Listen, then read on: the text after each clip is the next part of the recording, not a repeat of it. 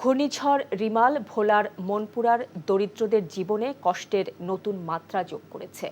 ঘরবাড়ি, খাবার সব হারিয়ে অনন্ত এক কষ্টের মধ্যে আছেন তারা। ঝড়ে প্রাণে বেঁচে গেলেও এখন খাবার অভাবে নতুন সংকটে পড়েছেন অনেকেই। রিপোর্টে আরও জানাচ্ছেন আফজাল হোসেন।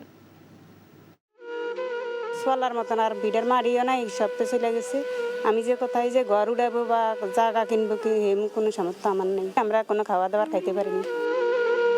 প্রবল ঘূর্ণিঝড় চলে যাবার পরেও ক্ষত মিটাতে হিমশিম খাচ্ছে ভোলার মনপুরার অসহায় মানুষেরা।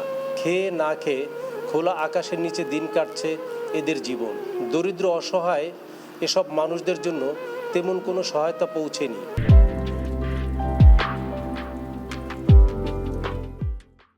উপজেলা নির্বাহী কর্মকর্তা কিছু মুড়ি আর 250 গ্রাম চিনি দেন বলে ক্ষতিগ্রস্তরা জানান। মুড়ি আর এক পা চিনি আর এই এক প্যাকেট বিস্কুট দিয়ে গেছে। কোনো খানা পিনা নেই তো আমরা এই নদীতে পরীক্ষা হলো আনছাবান কার মধ্যে করতে হলে খাওয়ান, না হইলে নাই। মুড়ি আর চিনি দিয়েই দায়িত্ব শেষ করেননি এমন কথা বলে মনপুরা উপজেলা নির্বাহী কর্মকর্তা জহিরুল ইসলাম বলেন, 50 টন চাল জেলা প্রশাসক কার্যালয় থেকে বরাদ্দ হয়েছে। আশা করা যাচ্ছে যত দ্রুত সম্ভব বিতরণ করা হবে।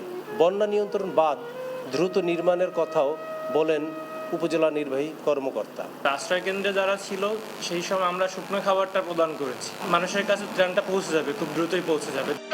স্থানীয়রা বলেন, দ্রুত ত্রাণ দেয়া ও টেকসই বাঁধ নির্মাণ আপাতত মনপুরার দুঃখ দূর করতে সক্ষম হবে।